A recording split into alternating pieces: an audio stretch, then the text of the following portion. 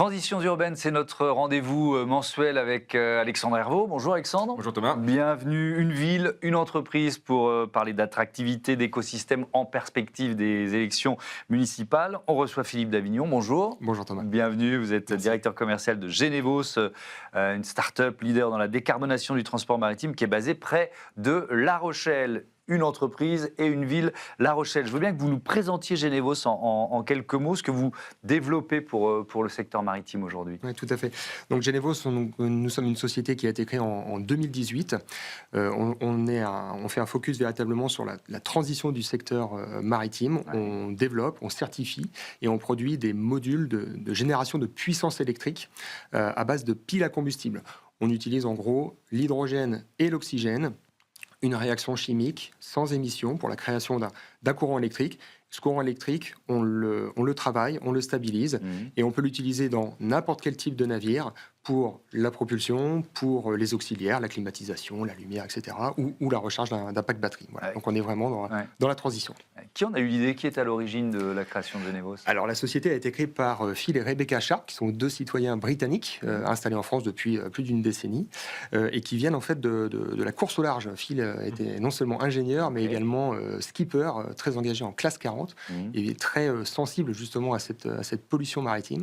Et il s'est dit à l'époque, qu'est-ce que je peux faire pour remplacer ce moteur diesel qui pollue, qui fait du bruit, et il en est venu à la pile à combustible et il a créé justement ce module entièrement intégré avec cet esprit justement racing offshore, c'est-à-dire durable, compact, léger et en gros qui marche tout seul. Ouais. Voilà. Et c'est vrai qu'on reçoit beaucoup ici des skippers ou d'anciens skippers qui sont très souvent engagés dans la défense de la planète et de l'océan. Quelques chiffres, création, vous nous avez dit 2018, vous êtes localisé à Lagor, on est juste au nord de La Rochelle, des effectifs d'une quinzaine de salariés, chiffre d'affaires 3 500 000 euros et une levée de fonds annoncée en 2024 de 2,5 millions.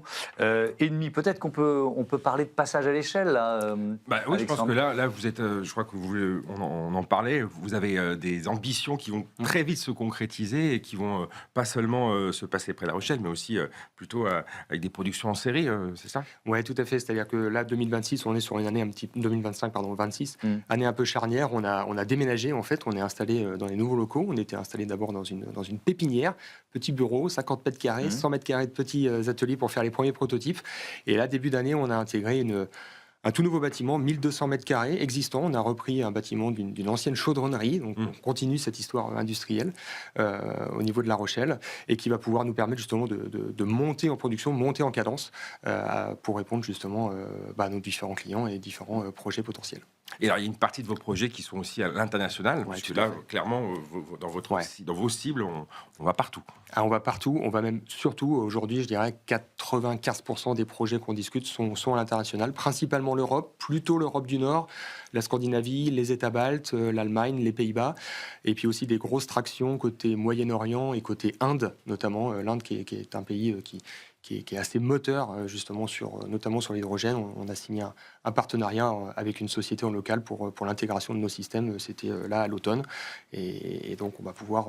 Ça veut dire qu'il y a des pays un peu réfractaires ou moins avancés que d'autres?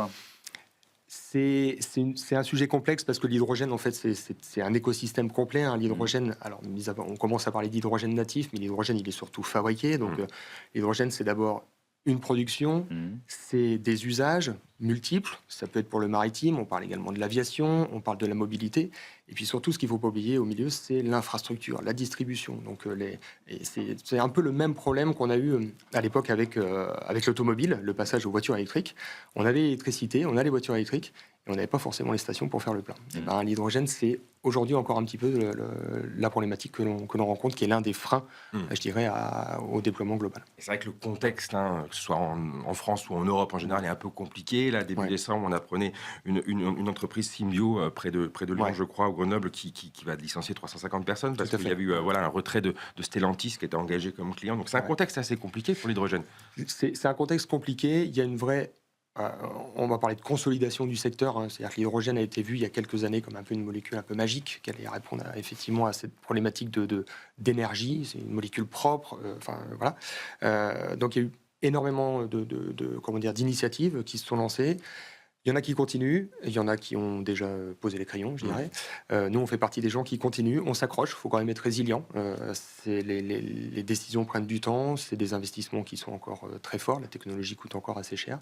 Et encore une fois, l'hydrogène, dans une pile à combustible, c'est une solution parmi d'autres dans la transition, c'est-à-dire que c'est pas la seule. Ouais. Est-ce que c'est plus adapté au transport lourd, pas seulement pour le transport maritime, pour le transport routier aussi? Ouais, c'est typiquement la stratégie hydrogène de la France qui a été remise à jour justement là en avril cette année, pointe clairement que il faut plutôt aller justement regarder la mobilité lourde, donc on parle d'aviation, on parle de maritime, bus, camions éventuellement, et plutôt laisser de côté la mobilité légère, les voitures, pour lequel, pour le coup, l'hydrogène est un peu moins adapté. On va plutôt aller regarder des solutions à batterie, justement, pour la partie électrification qui paraît plus adaptée. Bon, on ouvre le chapitre La Rochelle avec quelques chiffres, Alexandre. Oui, donc La Rochelle, donc Charente-Maritime, c'est presque 180 000 habitants si on parle de l'agglomération. La ville en elle-même, c'est plutôt 80 000. L'agglomération d'ailleurs qui comprend 28 communes, dont 9 sur le littoral, qui correspond à 70 km de côte.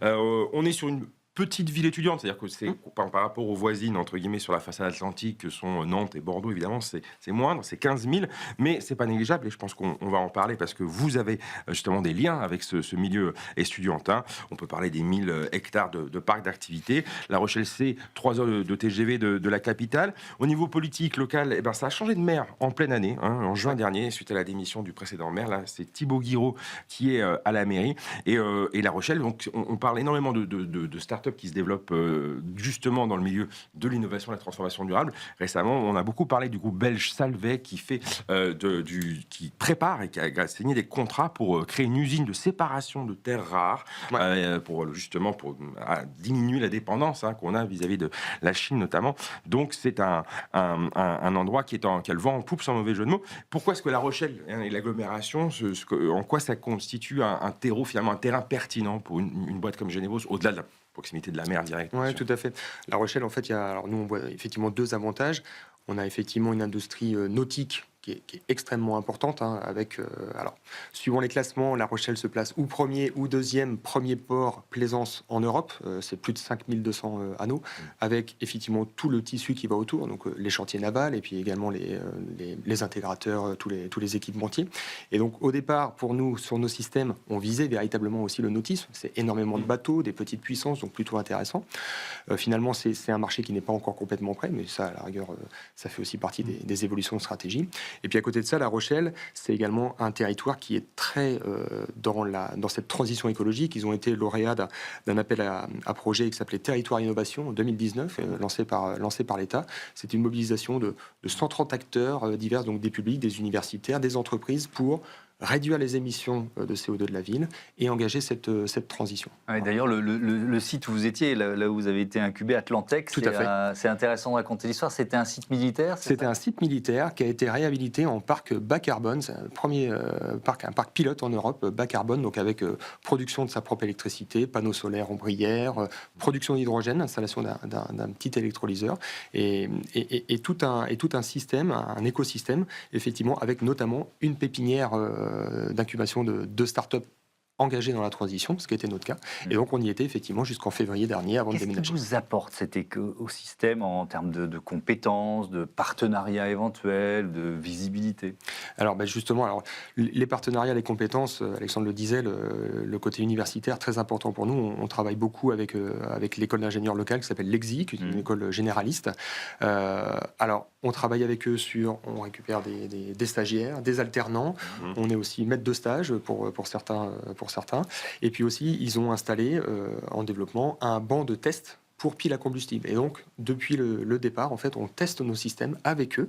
Donc, c'est dans le cadre de projets étudiants et aussi pour nous, pour notre propre développement, le développement et la validation de nos systèmes. Donc ça, c'est clairement très intéressant. Et est-ce que justement, vous parliez à l'instant là de ce label qu'avait reçu La Rochelle en 2019, en tout cas de cette initiative-là, on sent qu'il y a une ambition, en tout cas au niveau justement de la transformation et de la lutte contre le réchauffement. Vous sentez une cohérence justement entre la réalité industrielle, on va dire, du terrain et les discours publics? Alors, il y a une certaine forme de cohérence. Après, tous les projets n'aboutissent pas. Il y a des très très bonnes choses. Alors, il y a quelques années, justement, il y a un premier bateau équipé d'une pile à combustible, c'était pas la nôtre, mais équipé d'une pile à combustible, un petit passeur portuaire, voilà, qui fait les petits allers-retours, qui avait été mis en service. Et l'idée, c'était aussi de dire, notamment avec la mise en place d'Atlantec, avec cette fabrication d'hydrogène vert, avec cet électrolyseur, de dire, bah voilà, on aura cet hydrogène qu'on va pouvoir utiliser pour ce passeur. Finalement, l'électrolyseur ne produit pas beaucoup d'hydrogène, ce passeur a été arrêté. Donc, il y a effectivement des bonnes idées, des bons projets.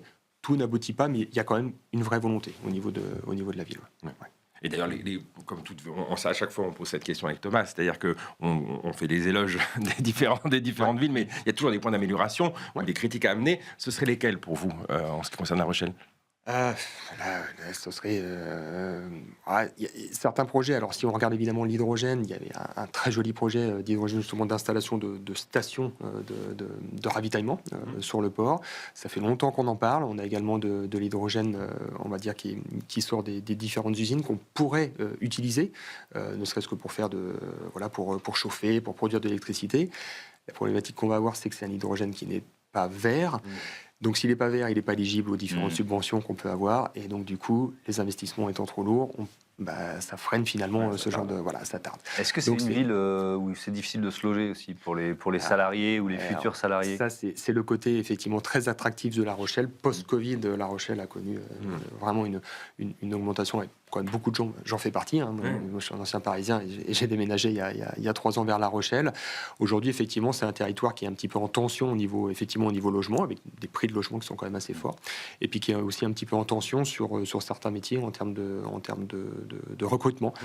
Il y a énormément, comme je disais, d'industrie, des gros employeurs. Il y a Alstom notamment qui est là-bas, qui fabrique ces locomotives de TGV. Il y a toute l'industrie nautique, entre autres. Et effectivement, trouver les bons profils et puis trouver les bons arguments pour les garder, c'est effectivement compliqué. Ça fait partie de vos difficultés, ça ? Ouais. La qualité des recrutements ?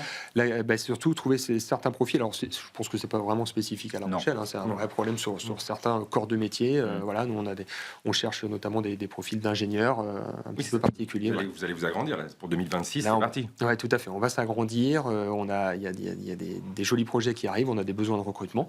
Et effectivement, il faut trouver les bons arguments pour faire venir les bons talents à La Rochelle.